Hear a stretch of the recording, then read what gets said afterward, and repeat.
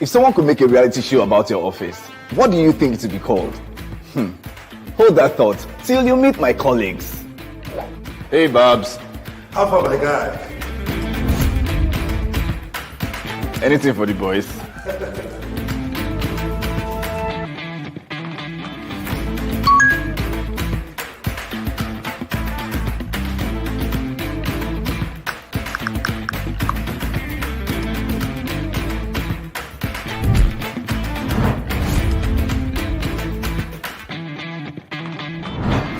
Gone to the clinic yet? Nah, I spoke to the doctor via the app. Hey, Mama.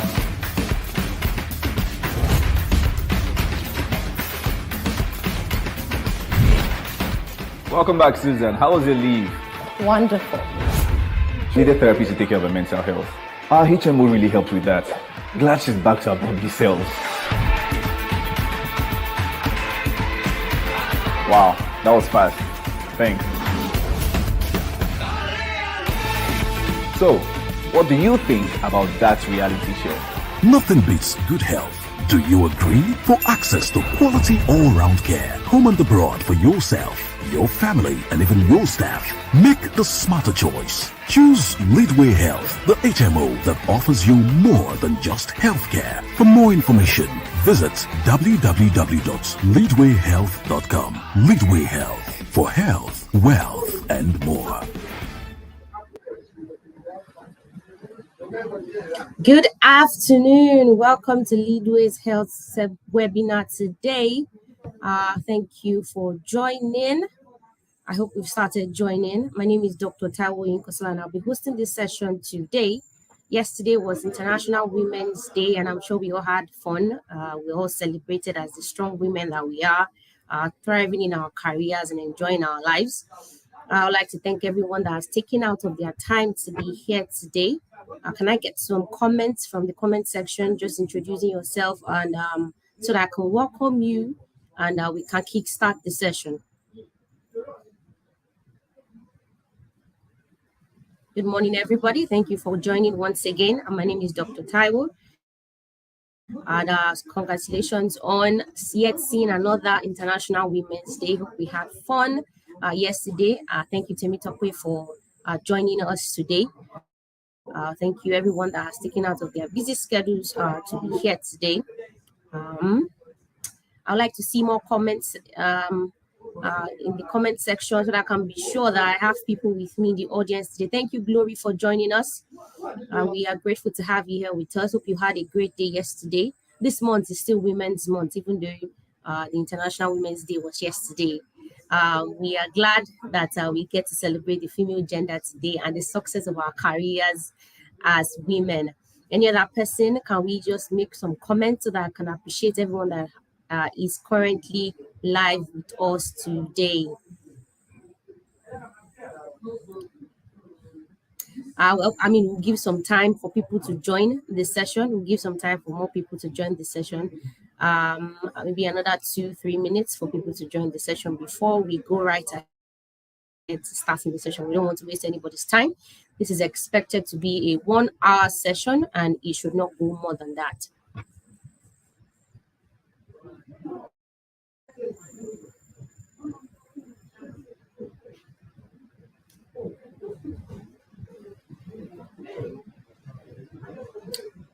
Kindly say hi as you are coming in, as you are logging in. Say hi in the comment section. Let us know you are here with us. Let us appreciate you and celebrate Women's Day with you. Thank you, Amarachi, for joining this session. We are excited to have you here today. Thank you, Adeshewa, for joining the session.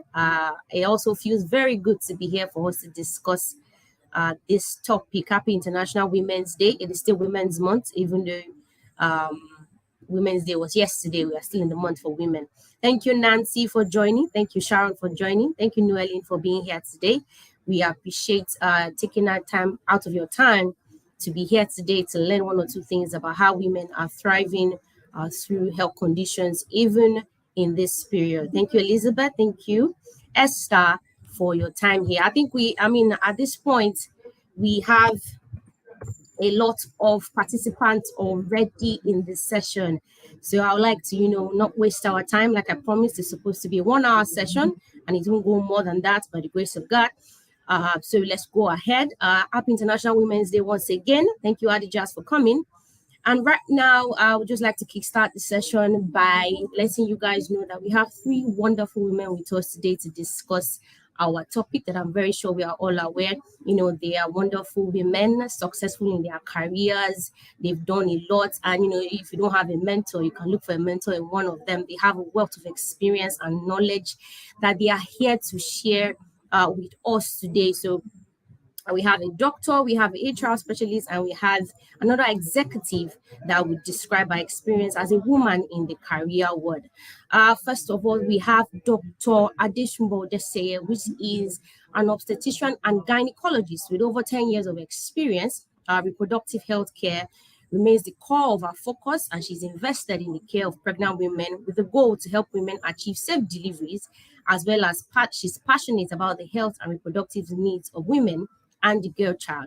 She obtained a fellowship from the West African College of Surgeons and has been involved in various trainings locally and internationally.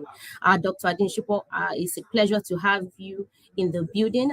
Please, can you say hi to the audience while we receive you into the live session?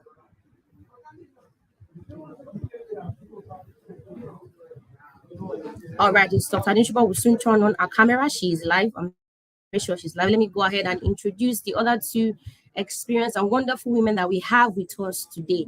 I have Madam Oyin Consola, my namesake, by the way. She has the private wealth division at Leadway Asset Management. She's a certified private banker and a certified financial planner with 16 years experience across private wealth services, family business advisories, and family office practices from both Nigeria and international banks. So from reading and the profile, you can see that we have women that are successful, that are doing well in their career, and they'll be able to talk to us about this topic that we have today. And last but not the least, I have Madam Adebola David, who is the group head and human capital at Halogen. Our experience covers strategy development, organization development, and change management with HR transformation.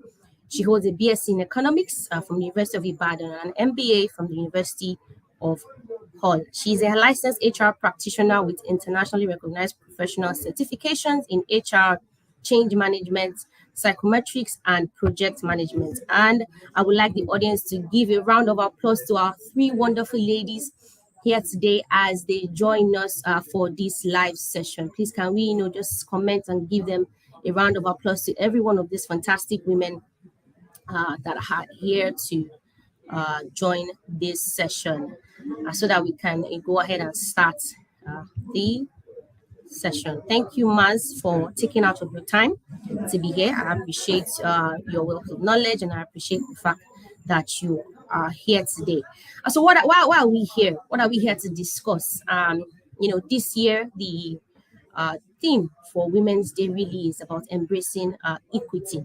And I'm sure we all wonder, what does equity mean? We've all heard of equality. Equity, what's the difference between equality and equity? Equality is basically just giving everybody the same opportunities and the same resources. But what makes equity special is the fact that you're providing equal opportunities and putting into the considerations the peculiarities, the strengths, and the circumstances of each individual. In other words, you are giving equal opportunities to people based on their situations, based on their scenarios. And that's why equity, is the mainstay nowadays, and not just equality. Equity is the perfect description of what we want the world to get to, and not just equality, because you are giving people equal opportunities based on their circumstances. I'd like to confirm that my audience can hear me and can see me properly. Are we still together? Just some comments in the sessions. We'll make this session as interactive as possible so that we know that the audience is with us and they're enjoying this session. Yeah. So our topic for today is the career woman thriving through period pregnancy and postpartum issues. It's necessary to understand that we are talking about period pregnancy and postpartum. Yes, indeed, pregnancy and postpartum might not apply to every lady here, because you can't force pregnancy onto everyone, but at least most people would experience period. And these are health challenges, not necessarily diseases, but they are things that you experience as a woman. And they are situations that we find would influence your career, would influence your health as a woman. And that's why we're here to discuss how you can balance these three things that you necessarily can't avoid and not necessarily diseases, even with your career goals. So today, our major part of the topic will discuss life of a career woman, the different phases of our lives, and how to thrive in both our career and personal lives. We'll also discuss general health challenges that come with being a woman. So our first, I would like to go straight into discussing with our panelists today, and I will start with Madam Oyin. Thank you for being here today. So yes, can you hear me, ma'am? Yes, I can. Fantastic. I can hear So you. much. Hi. Thank you so much for being here today. How are you today? Happy Very International well. Women's How are Day to you? you. Yeah, thank you for honoring our invitation. So, Madam Oyin, how would you say your professional career journey has been so far? Do you think your professional career journey would have been easier if you were not a woman? I try to keep this as authentic as possible. I don't feel any bias, and honestly, I think that I'm just really fortunate to have worked in places that, or with people, with bosses, that just supported me. So I haven't had a direct experience of feeling inferior or feeling um,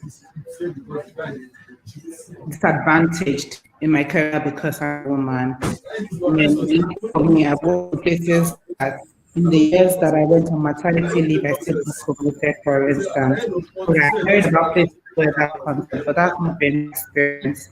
So I wouldn't say that I have felt any form of disenfranchisement because I'm a woman in my career. If at all anything, it has been to my advantage. I mean, for my personal life and for my career, I mean, I've had good experiences. And I said that much. I've heard about people who have had not so good experiences because their gender in the career. But that hasn't been. Oh, that's fantastic. I'm glad that you're one of the success stories that have had, smooth sailing, even with Yeah. being a female in your particular career. But I'm sure you agree with me when I say there are a lot of women that still don't have, that same experience and are still Oh, discriminated, absolutely. And I acknowledge that. And yeah, I'm even in their very, careers. and I've also heard of people who've had those sort of experiences. But personally, I haven't had any experience where my career is being hindered by my gender. No, that hasn't been. All right, no, that's not a problem, man. So, I would like to ask Madam Adebola. Um, Good afternoon, ma. It's a pleasure to have you in the house today. Happy International Women's Day. How was your day yesterday? Was good. Was good. Hope you had a good day too. Yeah, so ma, do you think you've experienced any difficulty as a female in your career? Do you think you would have been better off if you were a man in your field, per se? It hasn't proved a constraint for me, in all honesty. And I know people have had different experiences, but just reflecting on my own, journey, I don't see that being, a male will have put me at an advantage or that being a Disadvantage. female has put me at any disadvantage. Or of course, by virtue of our social cultural context, are there a couple of things I could have gotten scot-free with doing if I was doing? Yeah. Possibly, but I wouldn't say that I've been disadvantaged, per se, yes. I'm glad that we are hearing the success stories in this seminar, so we know that it's not always the bad stories that are out there. Some people say that some careers are better suited to men than women.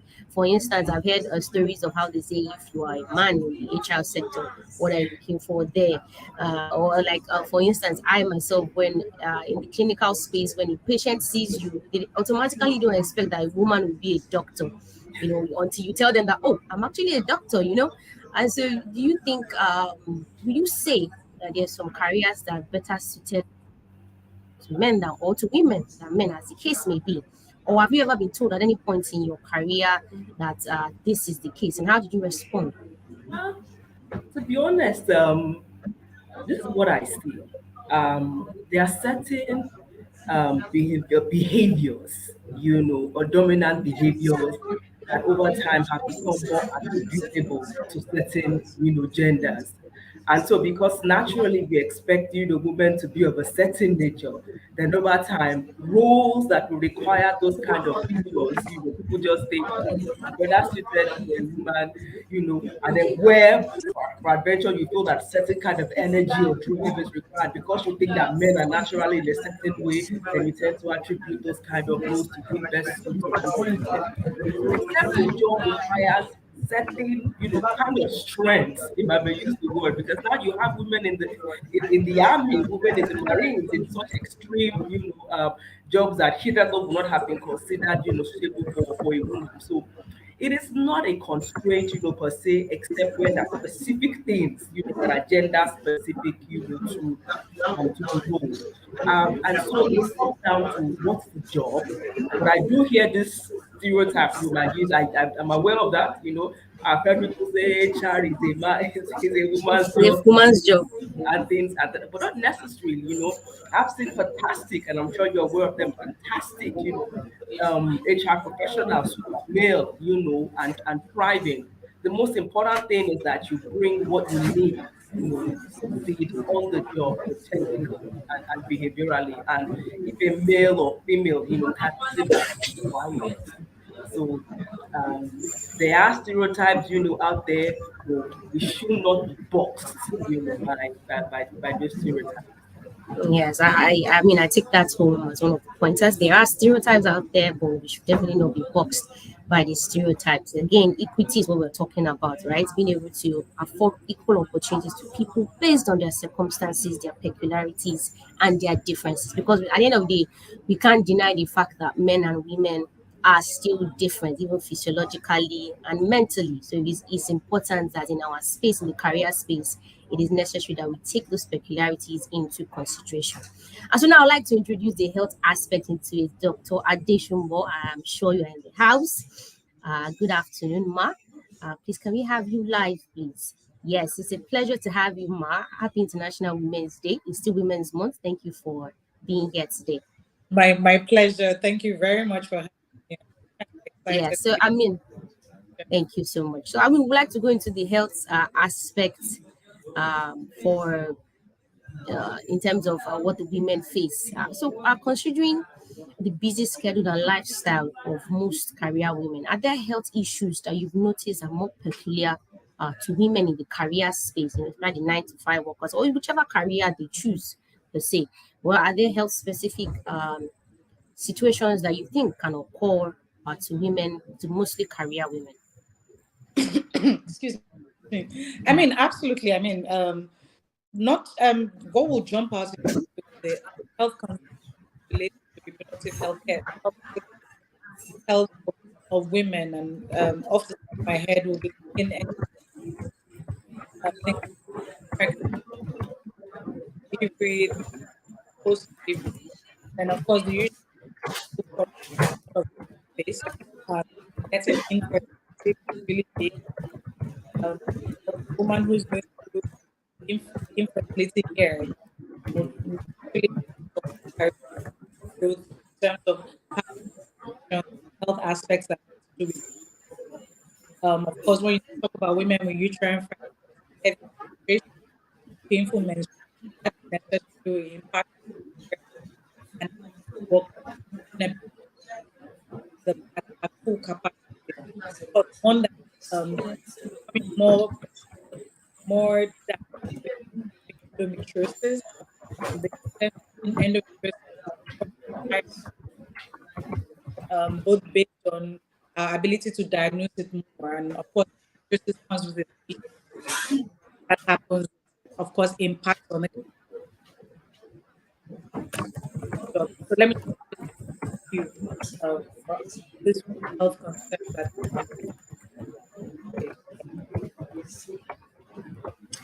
Thank you very much, Ma, for that insight. And you are right that sometimes there's some certain conditions that affect women. But we are here to discuss some certain situations that are not necessarily diseases, but they are just situations that women occur. Again, equity, peculiarities, and we do know that period and all those things are it's peculiar to women. Pregnancy is peculiar to women, and even postpartum is peculiar to women when you are in that space.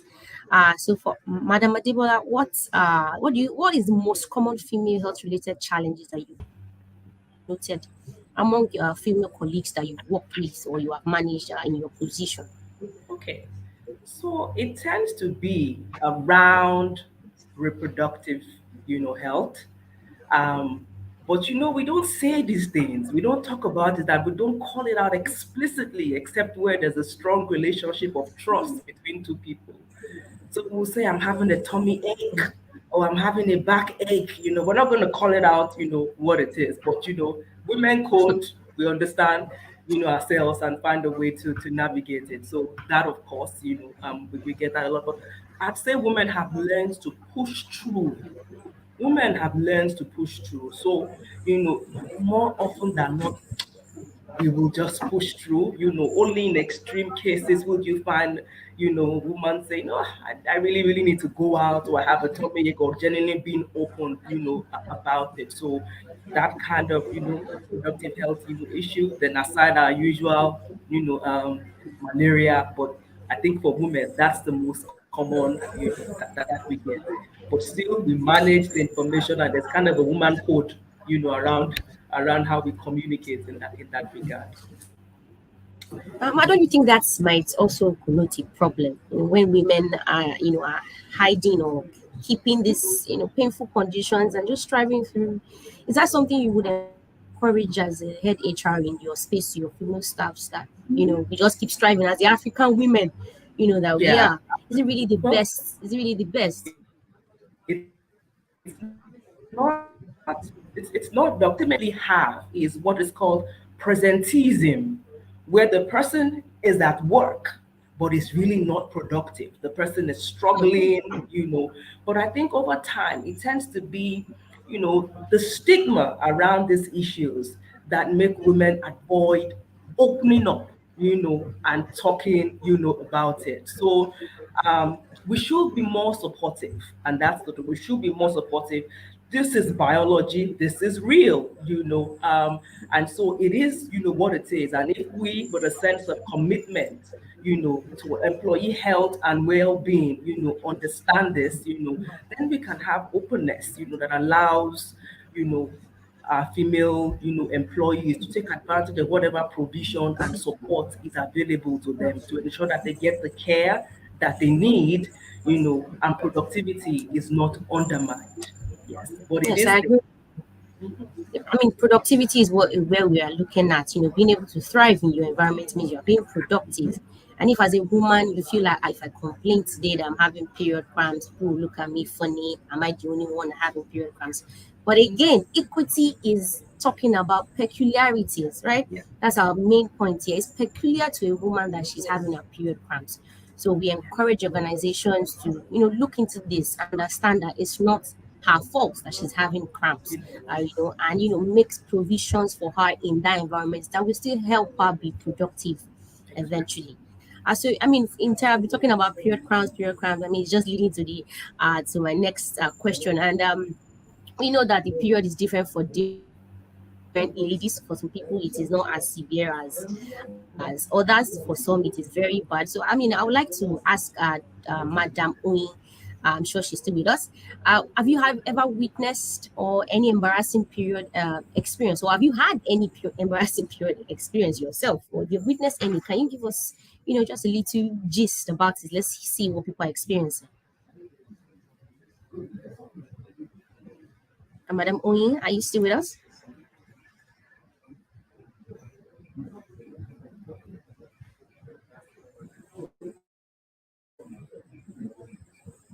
Okay, I think we'll come back to Madam Oyin for the example. Or is she with us now? Are you with us now?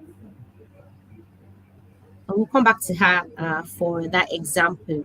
I would like to move to Dr. Odesheye. Are you with us, ma'am? Yes, I am. Can you hear me clearly? Yes, we can hear you clearly. Thank you for rectifying the network issue. So we've had complaints of some women having really heavy period cramps to the extent that they have to take time off work, and it's also impacting their productivity and their goals and their career uh, desires. But would you say a heavy period cramps is something that is normal? Do you think it's something that should be investigated, or is it something that some people just say, "Oh, I'm like that. That's how I am." And every month is so severe, and it's hampering with several things they're doing. What do you have to say to that, man? Thank you, Nkosola. So, very straightforward. If you do have painful head, it's not normal, and you should. Debola, this means so what kinds of you have been taught to so for emphasis sake, I will state very clearly: if you have painful head, it's not normal, and you have doctor head. Um, so um, we tend to describe painful menstruation as primary side from your first that the more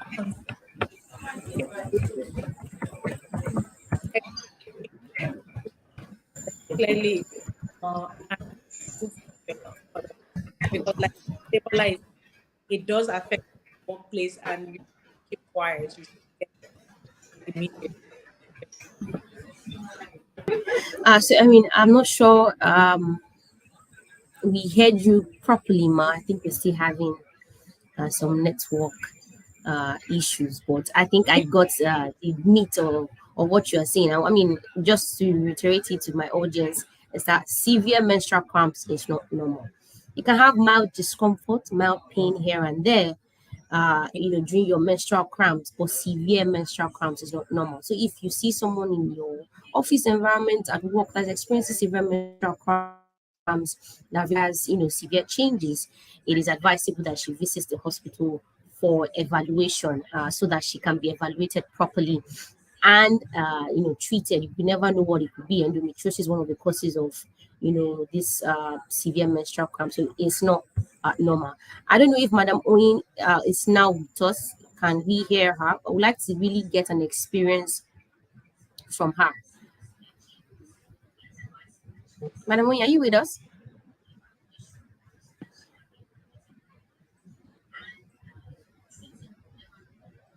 Hello, ma. Okay, so I mean, I think we're having a lot of network issues today, but notwithstanding, we will still enjoy the session as much as we can. So, Madam Adibola, how do you think organizations can support their female staffs and promote menstrual health? And in Leadway, for instance, we have panty liners, pads, and tampons in the restrooms, just to show that we understand that you are peculiar. But are there other things that you think that organizations can do to support and promote menstrual health? Yes. Thank you very much, Dr. Kyle. I would say first, it starts with having the right orientation. That's really where it starts from. A right orientation and a commitment to employee health and well-being. Because at the end of the day, this is about health, and well-being. And once we have that orientation, then we can now be deliberate about making adjustments and promotions, across the system that ensure that employees are catered for, our female employees are catered for, in this regard. Certain flexibilities, you understand, can be built into work. Women having these challenges, can we provide for them to work, remotely if they can, if it will aid them? Can we allow them even take the time off, work? There is something that's emerging now called the menstrual leave. And we have read up on it, here and there. It's still an ongoing conversation. It's still very early days. Just a few companies. Late last year, one of Nigeria's, tech startups, launched their own scheme, and they provided 5 days menstrual leave, in Wow. addition to the sick leave, as well as the standard, leave. It is still an ongoing conversation, but it's coming in. Very, very few companies, very few organizations across the world. But I think organizations are becoming sensitive and aware that, look, this is an issue and people need, to be at their best. And if it would help for us to give them time to recover well, especially those that doctor have described do have extreme, cases, then it helps, productivity, and it helps, the recovery. And yes, like Leadway is doing, having those nice kits in our restrooms is very important, but also even ensuring that the restrooms are excellent. Don't forget we Yeah. spend our waking hours, at work. And so it's important that those restrooms are really, really, really convenient, Um, if they are not, they can constitute a health hazard. That's the truth. Yeah, that's right. Yeah. That's So right. making sure they're in good condition and having those feminine kits, in place makes a whole lot of difference, and brings comfort. And also ensuring we have those, over the counter pain relievers in our first aid boxes. That also, helps. I know Yeah. doctor will be wary of people self-medicating, but definitely I do know there are some over the I mean, counter there are some basic ones that you can use, breathing paracetamol, medications, diclofenac. those can also, help, and for in our first aid kits. But if we foster a sense of openness, around this, we make our female employees comfortable that we know it's not, there's nothing, this is part of biology, this is life, and that it differs from one person to the other, because that's where the wariness around being stigmatized, comes up. It's the Busola is not like this. It never happens to Busola. It's always Kemi, Kemi, Kemi. Where is Kemi going, again? It is real. They're not making excuses. They're having these experiences, and the sense of commitment to their health, and well-being. First will inspire the employee and show that we are genuinely, committed, and will help us drive engagement, as well as productivity. So with a couple of tips here and there, openness to flexibility, openness to making adjustments to work schedules. When this thing is happening, that's not when we are having a meeting that lasts till 12 midnight. You understand? You must be sensitive, let's make modifications, let's, accommodate, and but to be honest, even most employees, most females, will not, they will, like I said, they will push through. And what I mean to say is, the people that are scared that people will take advantage of certain things, it's unlikely. It is really unlikely. Nobody, even the menstrual leave we are talking about, people are still cautious about taking it because they don't want to Yeah. present that much information about themselves and about what's happening, to them. So most employees will not be seeking to take advantage, people will genuinely come and speak up when there's a problem, and it's affecting them. So right orientation, adjustments and modifications to work schedule, building in some flexibility, and providing, of course, medical support. Um, with a good HMO partner, like Leadway is also helpful because at the end of the day, it is a medical issue. And for those who have the extreme cases, who need medical counsel, need support, in that regard, health talks, which, Leadway and I know a couple of HMOs also provide, health talks, ensure that women are aware of these issues, they know what to do and how best to manage themselves at the workplace are also, very, very, helpful. So I think with the right orientation, there's a whole lot of support that organizations that can provide that will make women feel comfortable and put them in high performance mode, consistently. In fact, you have done a fantastic job in answering that question. All the points Yeah. have been fantastic. I mean, I saw the surge of excitement in the comments when you mentioned the 5 days leave. Might put some HRs in trouble because people are going to start demanding for that 5 days leave. But we understand, and you've been able to explain the necessity to consider that is peculiar to the other person. Most people think that people are just lying about these things, but you have to understand that sometimes what might happen to A might not happen to B, and you have to be able to build trust. When you build trust in your staff members, they're able to confide in you, and and there's no environment for shadiness. The truth of the matter is some people will still misuse it, but we do say that because if you a little proportion of people will misuse it, the entire population of honest women have to suffer because one or two people would misuse the opportunities. At the end of the day, equity is what we are trying to drive across to everybody on the platform. And so, I mean, I think we've spoken a bit on period, and I'd like to move into pregnancy. This is a particular situation that might not happen to every woman. I know every woman wants to get pregnant, if you're being honest. But for those that do want to get pregnant, let's just learn a few things concerning pregnancy and your career. So, Dr. Odesheye, is it really safe and healthy for a woman to work while pregnant? So I think my take on that will be yes, to put it simply, because ideally pregnancy is not a disease, it's just a change in the physiological state of a woman. And by and large, if you are what we consider a low risk pregnancy, working is actually quite healthy for you. But then it depends on the type of job you do.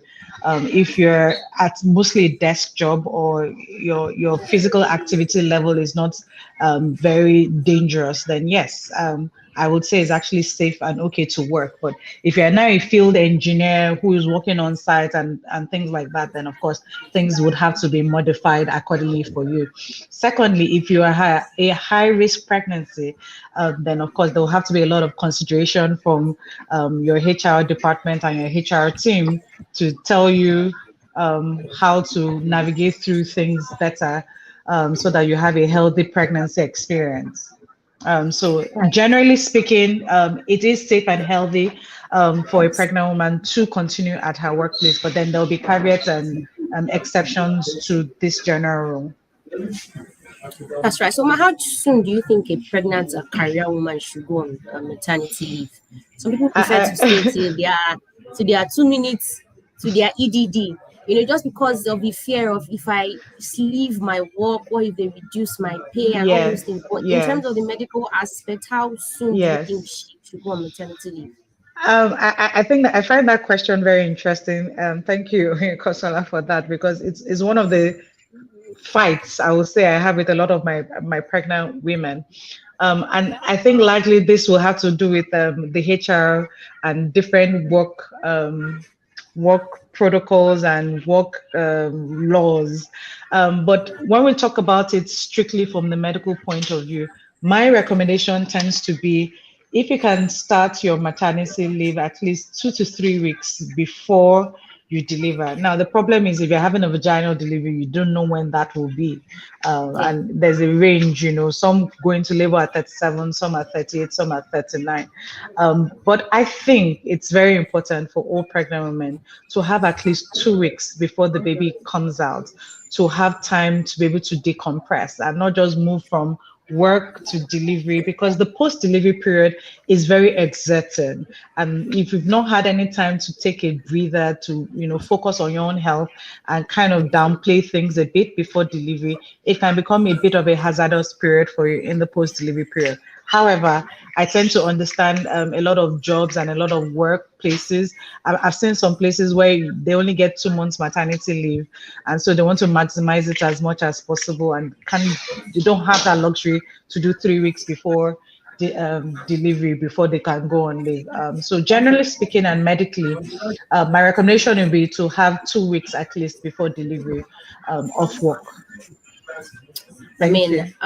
That's very fantastic. I just saw in the comment section somebody mentioned that she went on leave just a day before her delivery, meaning 1 day to her delivery was when she took her leave, and that's because she wanted her full maternity leave. I would like to bring that aspect to my Bola.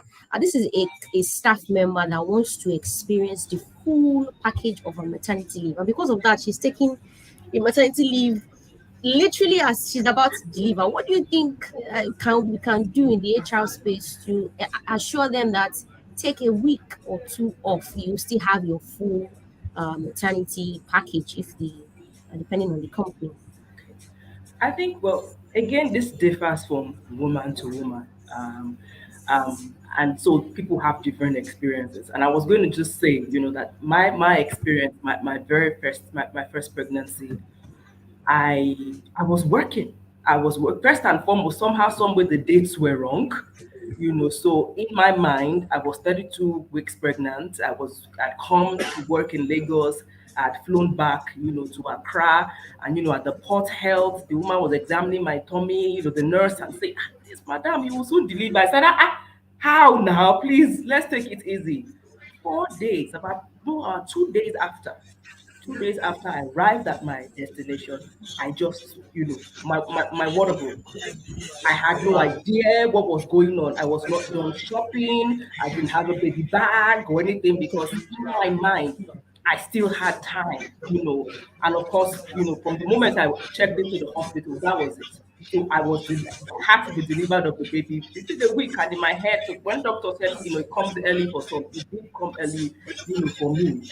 And so if I was in normal work, I could have easily, my husband have just happened to me in the office, Yes. I've also had an experience where, so a very long time ago, I worked in a bank, and my manager then she was trying to do exactly what doctor described, stretch it to the very last day. But this day, possibly based on experience, the group, the GM then just looked at her and said, "You don't come back to this office again." She gave birth the next day. Just looked at her and said, "Don't come back to this office again." And we put to bed like the next day on about 2 days, after. So I think first and foremost is, we may need to, sometimes you may need to put a cap on it, and say, "Look, this is what we advise." Put a clear guideline, around it. Somebody brings in their EDD and say, "Okay, for your own safety, because we don't have a doctor in here, and if anything happens, we're not going to be running helter-skelter in this Exactly. office. So for your own, once you can put a cap on it and say, okay, by this time, in week 2 or 2 weeks 2, as best advice, then you just have to go, regardless." Now, the concern of I want more time, which does happen because there are times when people have gone on leave, on maternity leave, and in my heart of hearts, I'm thinking, will this person come back? Will this person come back to work? Will this person come back? Because I know they possibly will need more time. Organizations can be more accommodating. Let there be provision for an extended maternity leave. The modalities can be agreed. It may not be paid. It may be just, part paid in some way, but we should be open to that. Because Be if flexible. the person needs more time, isn't that better than for us to lose the person as an asset to our organization? If a bright young woman has gone on maternity leave, but she still needs a little bit more time to settle, to settle in, I think it would make sense to give her a little more time than for us to lose her, completely. So being open to the reality that the person may need more time, and then having some guidelines around what that more time, would imply. Either to be part paid in any way, or if they cannot pay it, but at least let that employee, have the option.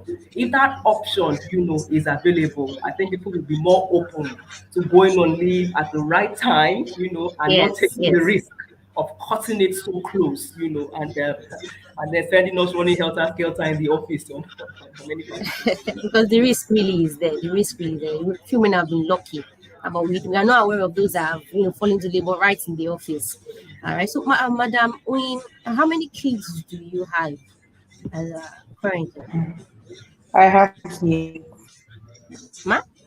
2 kids. Can you hear me?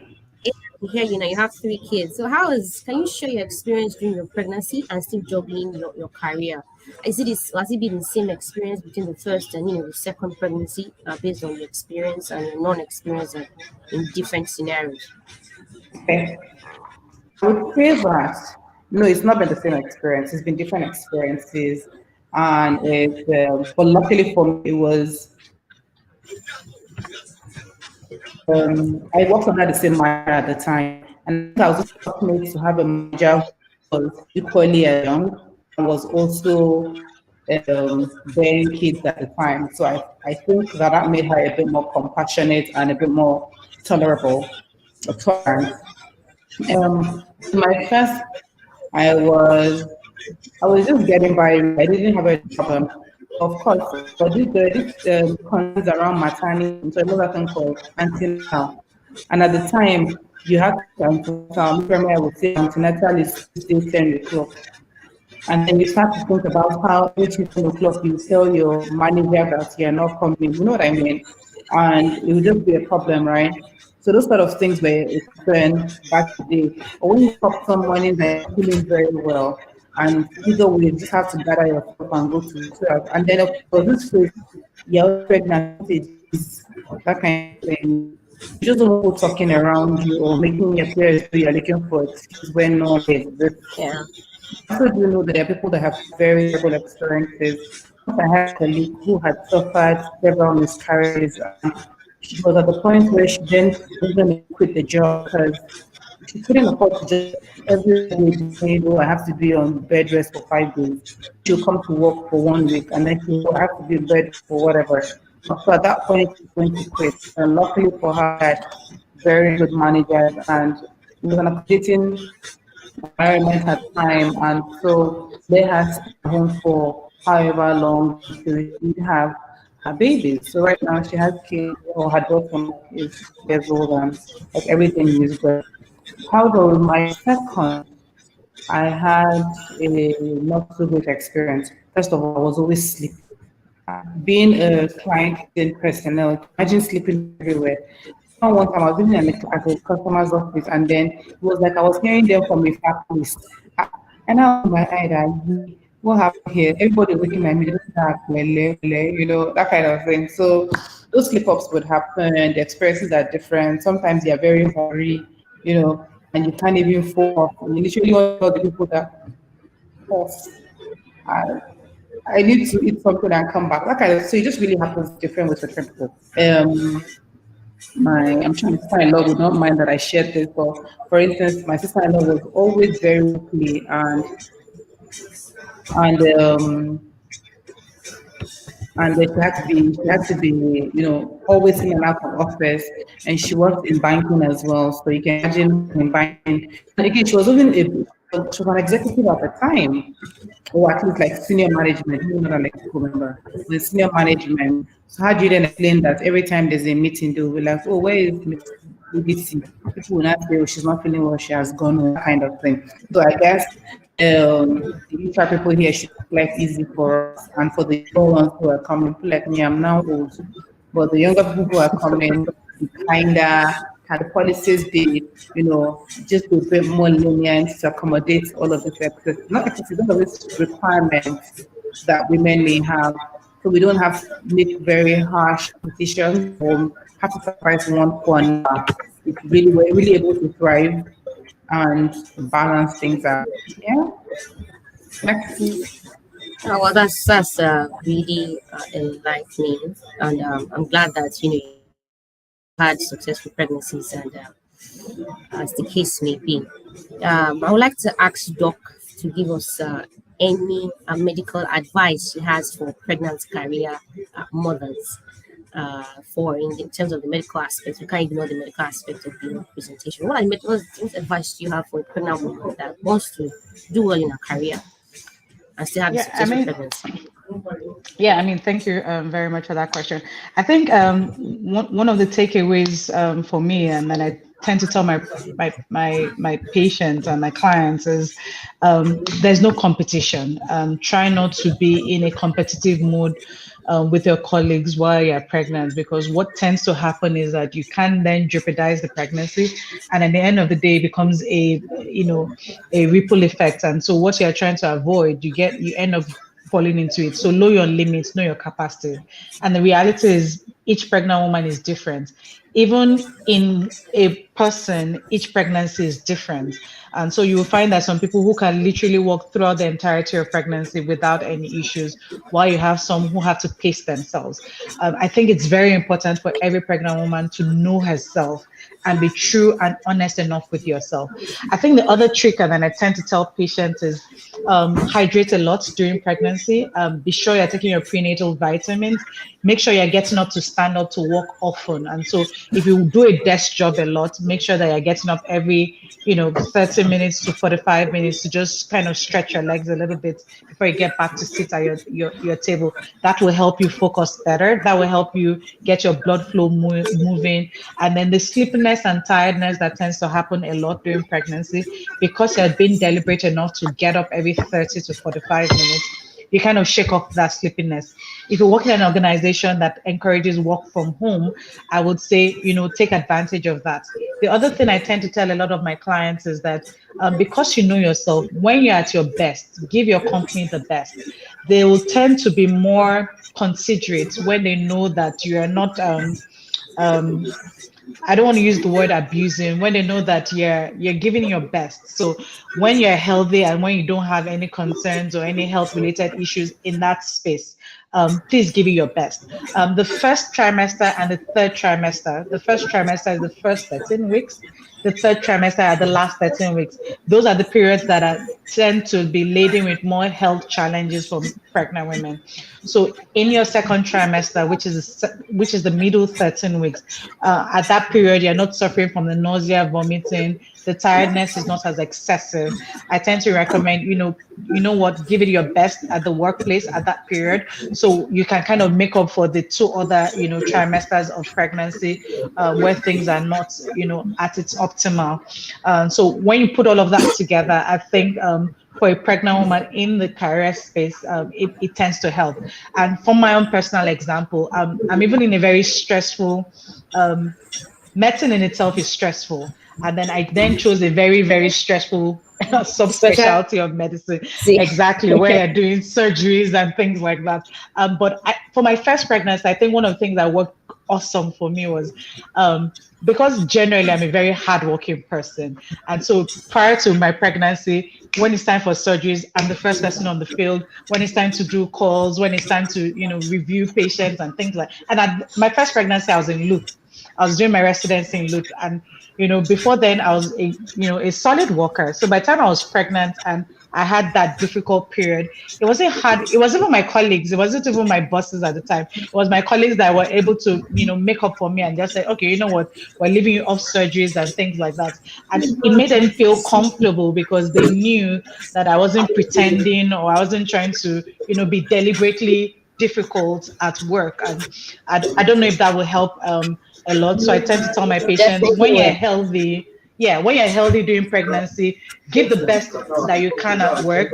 Again, hydrate a lot when you're in the office. If you're working a desk job, make sure you get up every 30 to 45 minutes to hydrate. If you can get work from home, Debola, I know that's a thing that is ongoing right now. If you can get work from home in your first and third trimester, when things are a bit more difficult, then please take advantage of that. And when you're working from home, please work from home. I think when you put all of that together, it does help the pregnant career woman.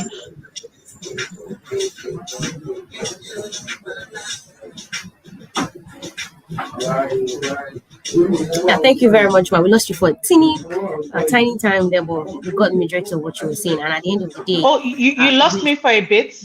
No, but it's fine, man. We got everything you Okay. said. It was a completely right. part. And I think the major thing you said was that as women, as much as we are pushing that equity and equity, we shouldn't also misuse it. We should be hardworking. Give your best shot at what you're doing. Don't make excuses when you don't have to make excuses. Don't use your conditions and your situations to make people kind of pity you. When you're already doing your work when you can, it's easier for the organization and even for your colleagues to make a concession for you because they see you as hardworking. And I know our doc might have to drop up soon, as a busy doc that she is. So I would like to, quickly just rush into the postpartum aspect of the conversation, right? Before she leaves us for a bit. So, Doc, what are the common physical and emotional changes and complications that women can experience in the postpartum period? I know that different companies have different periods that they give for leave during the postpartum period, and like Madam Adebola has said, we should consider how we can extend this period depending on each woman's experience. What are the common physical changes, and also what are the warning signs of one of the most common illnesses that we have, which is postpartum depression and anxiety in that period, and how can we treat it? I just put all the questions together so that Yes, so it's a lot. Technically, the postpartum period is immediately after the woman delivers till 6 weeks post the delivery, and that timeline of 6 weeks was put in there because the changes that have occurred in one's body, both physically, mentally, and with the hormones, will take its time to withdraw. Now, one of the most common things that a lot of people tend to ignore about the postpartum period. And you're absolutely correct. Owen Kosala is the mental health. But before I get there, I want to mention some physical things because I talked about physical. And one of the things I tend to tell women post-delivery is to also watch out for your blood pressure. Interestingly, blood pressure elevation doesn't occur only during pregnancy or during delivery. In the postpartum period, you can have elevated blood pressure that can come up as a fresh occurrence. And so what I tend to tell a lot of patients is please pay attention that what we call the warning signs of elevated blood pressure that your body will kind of signal you. You need to know this and not take it for granted. Now, the other things that can occur physically post-delivery would also depend on what method of delivery you had and how difficult the delivery was. If you had a vaginal delivery or if you had a cesarean section, of course, the recovery for a post-cesarean section is slower and it's a more physically tasking experience. So, and you did have a major surgery, so you want to be careful about your physical movements post-delivery. Vaginal delivery too, as simple and as straightforward it is for most people, some people have a very difficult vaginal delivery, which can make walking a physical problem post-delivery. So when you have all of this together, it's not the time for you immediately after delivery to start, pounding yam for your mother or your mother-in-law or getting back into the kitchen. You need to be, yes, because the physical toll can take its effect on your blood pressure. Most significantly, you can begin to experience headaches. You can be dehydrated. And when you're dehydrated, that can affect and impact on your blood flow. Now, on your breast milk flow, I apologize. Now, when you put all of that together with that pressure, it can then make your mental health affected. And then, of course, the extreme of these cases will be postpartum depression. And before then, you can have what we call puerperal blues, which means you're just anxious. Or in Kosola, like you said, you're just anxious. Yeah. You can't sleep properly at night. When you can't sleep properly at night, you wake up in the morning, your blood pressure is elevated. You begin to have headaches. You get more cranky. You're worried about the baby. And so I think in the postpartum period, and I think is one of the unique advantages we have as Africans and as Nigerians is the support system that is given to a woman in the post-delivery period. We can't overemphasize it. I think I also want to emphasize here to all women, please don't think that you have to be that strong Amazon woman. Don't feel like there's an expected way to be post-delivery. Oh, that now delivery is over, everything is back to normal. I have to be the one to breastfeed the baby all the time. I have to be the one to take care of the baby. No, it doesn't have to be. Please take advantage of your support system. And I will give an example. I think it was late last year. I had a woman who had a cesarean section, and then she went home, but she was trying to be everything and everything, for the baby. And then she had to be rushed back to the hospital. She had actually had a postpartum psychosis episode, and I actually had to involve the psychiatrist. She was on medications for a while. Currently, as I speak, she's still on medications. So the other thing to also note is please let your partners know, and so that when the earliest sign of postpartum mental health challenges show up, you speak out. There's no stigma about it. There's no problem with reaching out to help. If you know that your mother will not be a solid help, please look for get a paid employee that will be that support system. It doesn't have to be a family member. Sometimes a family member can be more of an additional strain on you than one will think of. So I tend to encourage my patients, if you're a family member, and it doesn't have to be an in-law, it can actually even be your direct relative. If they're going to be more of a strain, please get paid employment to help you through transition through this 6 weeks post delivery until you figure out how to, slide into it as comfortably as possible. Thank you so much, Doc, for that extensive explanation.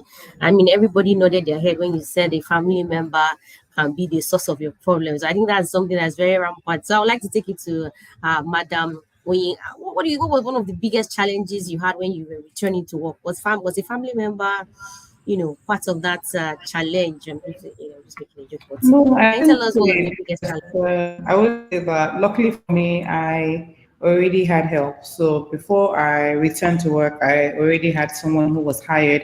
And of course, you know how my first child, and then, okay, then luckily for me as well, I also had stable support because I had Miss Margaret. She was with us for 7 years, and so, and she was an older woman, you know, so I was a bit comfortable. She also came recommended. So I didn't find her through an agent, like I said. So my case is, I was just fortunate. And she had worked somewhere, and they're the ones who then said, okay, you know what, since you just had, she can come and work for you. But then my biggest concern was leaving my baby at home. I can't really, how do I have a 6 weeks old child? And then I'm leaving the baby at home. Now, I also had a particular issue where I also left work at 35 weeks or 30, yeah, 5 weeks, because I was going away to have the baby. So, of course, I used some of my maternity leave before the baby came. I also waited till 42 weeks before being induced to have the baby, then wait 1 month before coming home. So, by the time I came home anyway, my maternity leave was over. No, by the time I was having my maternity leave was over, and so I had to apply for 1 month without pay and all that. But it was just being away from my child that was like the hardest thing for me ever. So every time I came back home, you know, with my first child, but my second child, I was already a guru.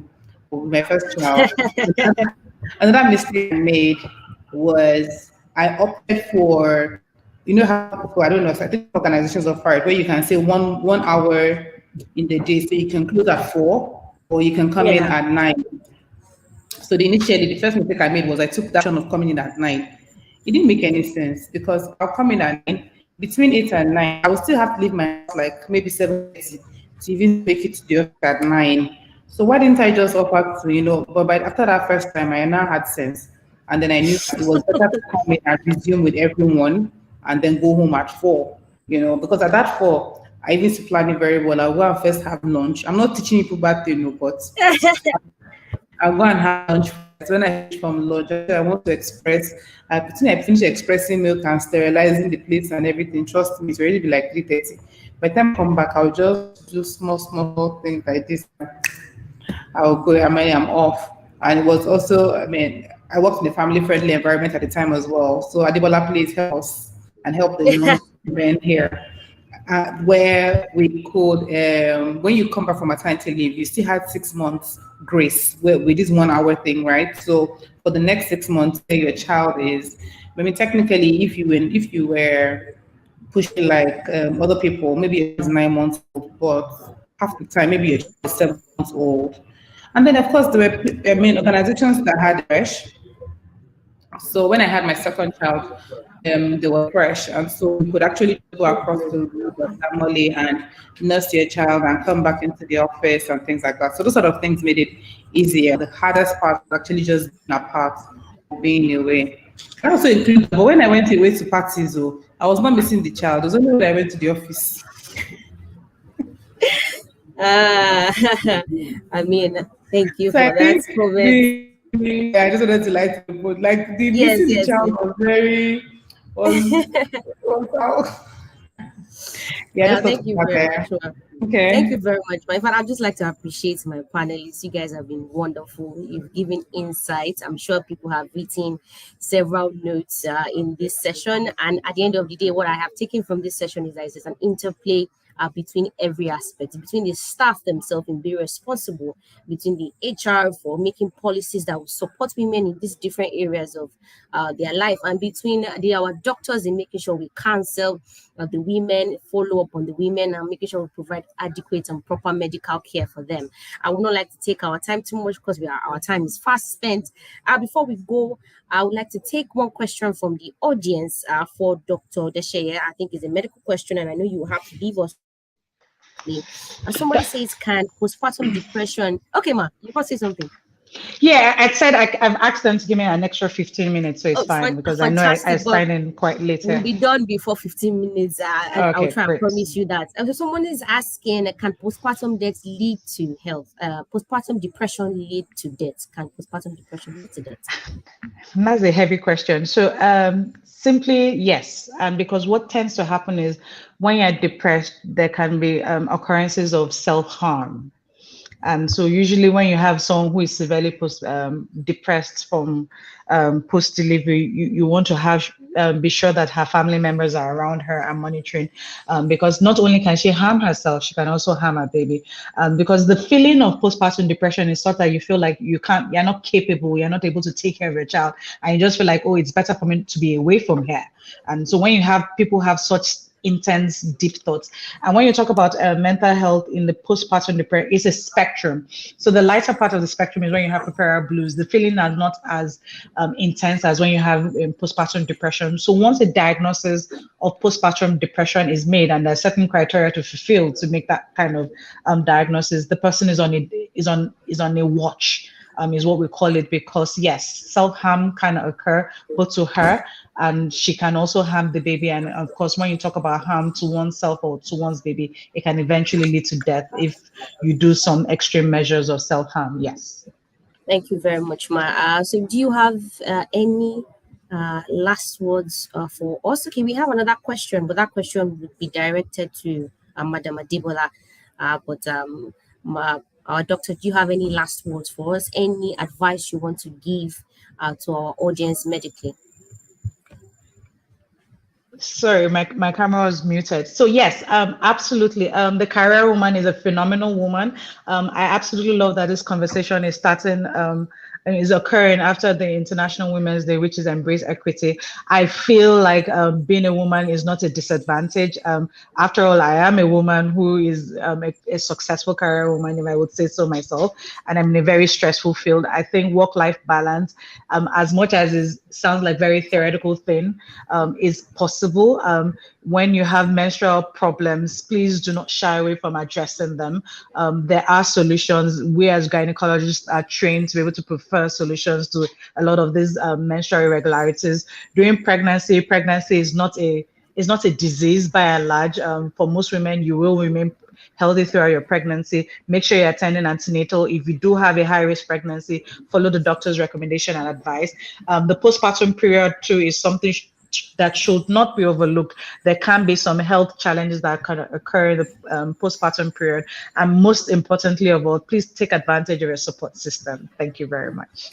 Thank you very much, Ma. We are very grateful for your time here. Thank you for those insightful words. Madam Adibola, over to you. I have a question that says Nigerian law has not made provision for the contemporary mode of childbirth, which includes surrogacy and adoption. How can we ensure that these women who go through these routes are included in our various companies' maternity policies? Thank you It's an very much. extensive question. It's a great question. It's a brilliant question, Princess. Thank you very much. Princess, we've moved past the Nigerian labor law. We comply with it, but we are not constrained, by it in terms of coming up with policies that enable our workforce. So while the law has not made provision for it, it doesn't prevent us from understanding the realities, of our employees, what they need, and proactively responding to it. And I've seen these policies at play in organizations. They are being implemented, they are being introduced to make provision for situations like this. Now, remember that the maternity leave, the provision is not just for delivery, but for the mother to bond with the child. That applies through in surrogacy and adoption. So while a pregnancy may not have been experienced, there is still a need for mother to bond with the child. So you can't introduce these policies in, we must champion them. We as forward-thinking HR people must champion this, in our organizations to respond to the peculiar experiences, of today. This was not a thing a couple of decades or years ago, but now it's what it is today, and we must make provision through reviewing our updating our policies to cater to situations like this. So I charge you, Princess, do the research, put it together, and make that proposal, and I'm sure you're going to get some thumbs up for it for showing initiative, in your organization. It is happening, and you can make it happen by championing it. I mean, I thank you so much, Ma, for that. I mean, I will take that also as your final words to each and every one of us, because it is so powerful and necessary that as women we take into consideration the change that we want to have in our environment. You can also be the pioneer of that change. And so, Madam Onyi, do you have any last words for us before we try and wrap up the session? We're already 9 minutes above time. Yeah, but very quick. I'll just say to everyone to be kind. Be kind to, I mean, I don't want to have to say to kind to pregnant women, but just be kind to everyone. So whether it's a woman who is trying to have a child, a woman who's had a child, a woman who's pregnant, and just really everyone around you, be a bit more tolerant. It's really tough out there. Everyone is going through something, yeah? So a bit more accommodating of people and show empathy. And when people really say to you they don't feel very well, can you just try to believe that they don't feel very well? And that's actually to bosses and executives and managers and supervisors. When someone in your team says they're not feeling very well, it doesn't have to be a woman, it doesn't have to be a pregnant woman, just really anyone. I mean, empathy. I like to, Thank you very I think much, that we should go. Thank you very much, Ma. Thank you so much, my panelists. Thank you, wonderful audience, for being here today. Thank you for taking out of your time to learn a few things. I can see that a lot of people have medical questions for Dr.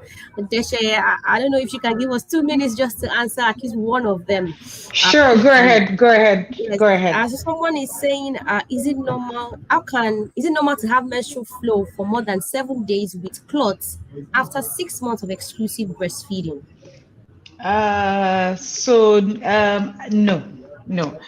So what we'll consider normal menstrual blood flow is from 2 to 7 days. Once it's 8 days and above, then yes, it's become a bit of a problem. However, interestingly, what I have noticed from an anecdotal experience is that most people who begin their menstruation following delivery have a bit of a haphazard pattern before that body settles in again. But anything more than 7 days is something that needs to be checked out. If it's heavy clots of blood, it needs to be checked out. Yes, ma'am.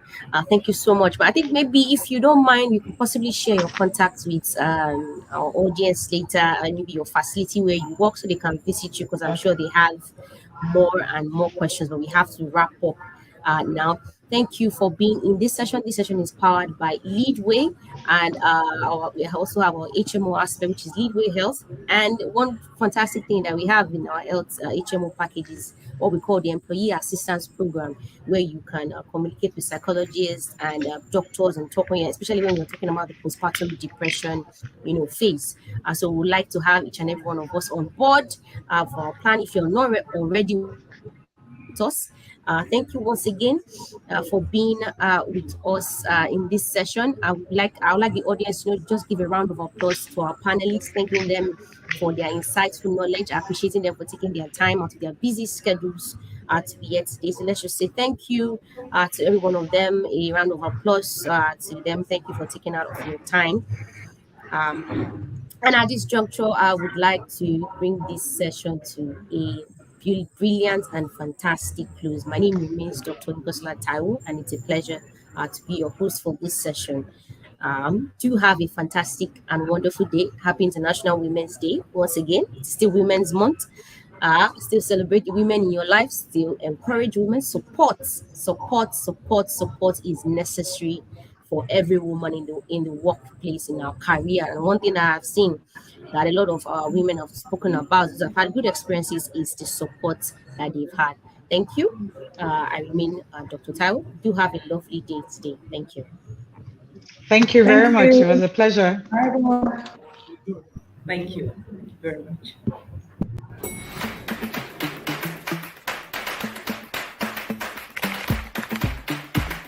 If someone could make a reality show about your office, what do you think it would be called?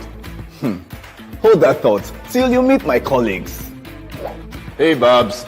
How far, my guy? Anything for the boys.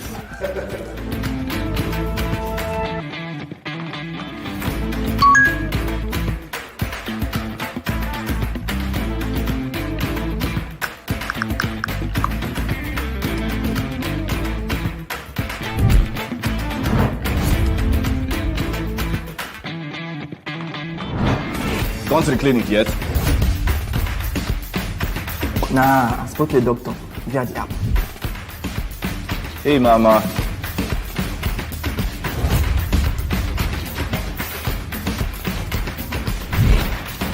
Welcome back, Susan. How was your leave? Wonderful. Needed therapy to take care of her mental health.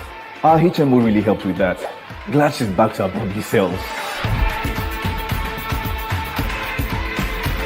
Wow, that was fast. Thanks. So, what do you think about that reality show? Nothing beats good health. Do you agree? For access to quality all-round care, home and abroad for yourself, your family, and even your staff, make the smarter choice. Choose Leadway Health, the HMO that offers you more than just healthcare. For more information, visit www.leadwayhealth.com. Leadway Health, for health, wealth, and more.